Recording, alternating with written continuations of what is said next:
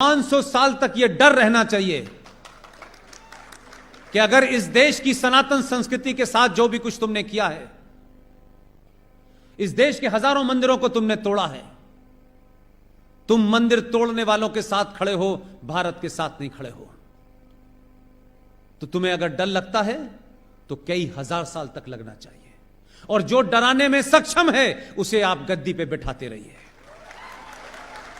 किसी एजेंडे के तहत जो काम बॉलीवुड ने शुरू किया था, जिस एजेंडे के तहत गुलशन कुमार की हत्या हुई थी,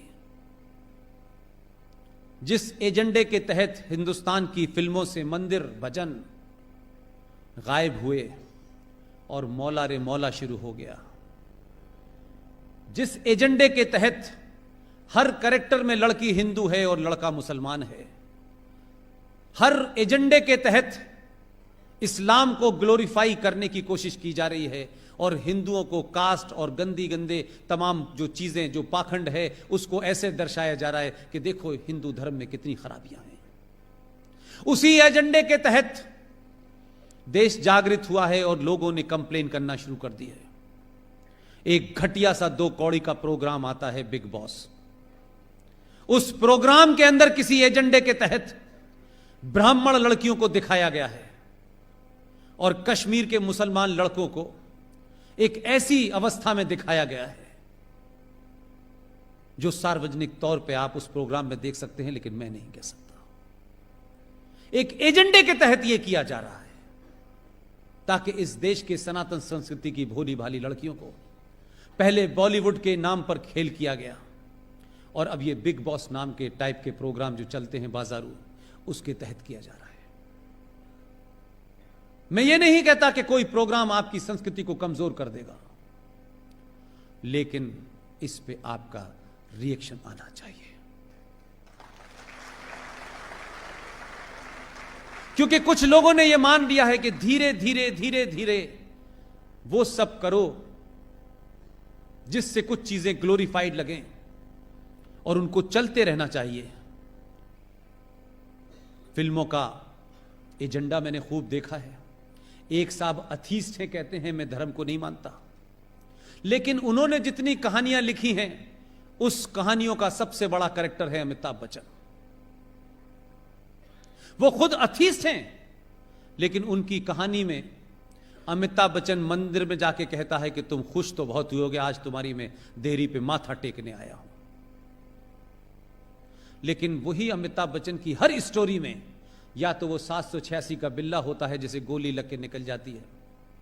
जितने भी कैरेक्टर हिंदुओं के नाम से हैं, उन कैरेक्टर में या तो वो हिंदू चोर दिखाया गया है, या दोगला दिखाया गया है, या वो मक्कार दिखाया गया है। और जितने भी नाम मुसलमान हैं, उन नामों के अंदर इतनी इज्जत और इतनी शालीनता दिखाई गई है कि उससे ज्यादा शालीनता कहीं मिलती नहीं है।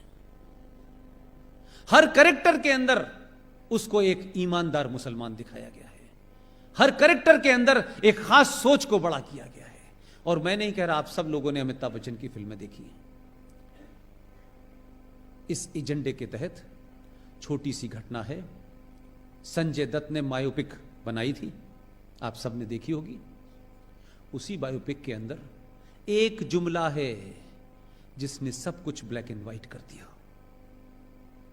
क्योंकि उसमें कुछ झूठ नहीं है।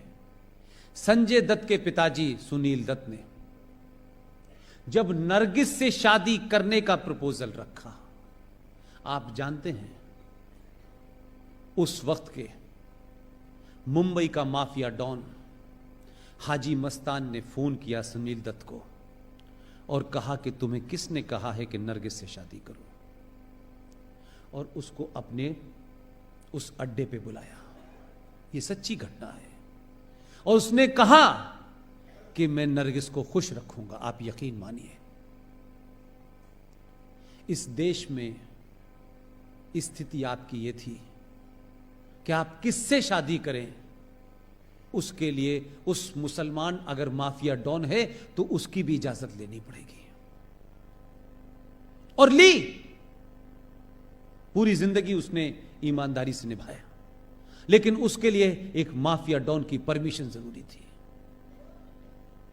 लेकिन आपकी लड़कियों को इसलिए बरगलाया जा सकता है, इसलिए वो इजीली टारगेट हो जाती हैं कि हमारे घर में हमारी माएं, एक एवरेज मां की बात कर रहा हूं, हमारी माएं चमत्कार की खोज में ऐसे ऐसे बाबाओं के यहां चली जाती हैं कि एक बाबा हैं, वो कहते हैं समोसा खाया था, तो वो कहती नहीं, तो उसे चटनी से खाया था, तो उसने कहा खाया था, तो चटनी कौन सी थी, कि लाल रंग की थी, नहीं हरे रंग की थी, तो लाल रंग की खाना सब ठीक हो जाएगा। ऐसे बाबा बहुत घूम रहे हैं। और भारतीय महिलाएं ये कब से चमत्कार में पड़ने लगी। कोई रहीम साहब के घर जा रहा है, ये अलग अलग बाबाओं ने जो दुकानें चला रखी हैं, इसमें सबसे ज्यादा भारतीय नारी क्यों जा रही है भाई? उसका घर संपन्न है, उसके घर में सब कुछ मौजूद है, क्या ऐसी बात है कि वो चमत्कार के चक्कर में अपने बच्चों और बच्चियों को छोड़ करके इन बाबाओं के भुलावे में आ रही है? और वो बाबा क्या क्या करते हैं वो बाद में पता चलता है। आप सनातन संस्कृति की हैं, आप उस वंशज की हैं जिन्होंने जौहर किया है, आप उनकी वंशज हैं जो दुर्गा बन के जिन्होंने अपने दुश्मनों का सर्वनाश किया है। आप लोग अपनी उन लड़कियों से जिन्होंने हाई स्कूल कर लिया है, जिनके अंदर समाज के बदलाव हो रहे हैं, जिनके शरीर में एक नेचुरल बदलाव हो रहे हैं, आपकी वो बेटी भी इसी समाज में रहती है, उसके अंदर भी अजीब अजीब इच्छाएं जो होंगी वो आएंगी। मेहरबानी करके बाबाओं के चंगुल में न जाएं, अपनी 10वीं क्लास की लड़की को अपना दोस्त समझ के उसके मन मस्तिष्क में होने वाले बहुत सारे कोतूहल को शांत करें, उसको बताएं। दोस्त बन के रहेंगी तो वो अपने मन की बहुत बातें आपसे करेगी। अगर आप सिर्फ मां बन के रहेंगी तो अपनी बात नहीं बताएगी। और इस शहर में बहुत सारे शिकारी घूम रहे हैं जो कलेवा पहन करके लड़कियों के स्कूल के बाहर घूमते हैं और उनको अपने चुंगल में फंसाते हैं। और उसके बाद क्योंकि आपके पास समय नहीं है अपनी बात सुनाने का और सुनने का, वो अपनी बात अपने मन की किसी ऐसे आदमी से कह देती है, किसी भरोसे में कह देती है कि उसको ये पता नहीं चलता है कि मैं धीरे धीरे एक ट्रैप में फंसने जा रही हूं। और जब तक उसे ध्यान आता है तब तक जिंदगी बर्बाद हो चुकी होती है। आप तमाम माएं बहनें अपने उन बच्चों के साथ बैठें, उनसे बात करें। और सोना पहनने का भारतीय नारी को बहुत शौक है। सोना पहन करके सड़क पे चलेंगी, हजारों लुटेरे भूखे नंगे घूम रहे हैं जो आपकी एक सोने की चैन छीनने के चक्कर में आपकी जान जा सकती है। सोना पहन के किसी को नहीं दिखाना है। सोना आपके घर के बुरे वक्त के लिए रखा हो, उसे बक्से में रख दीजिए। कुछ सालों के लिए सिर्फ लोहा पहनिए, समस्याएं सॉल्व हो जाएंगी।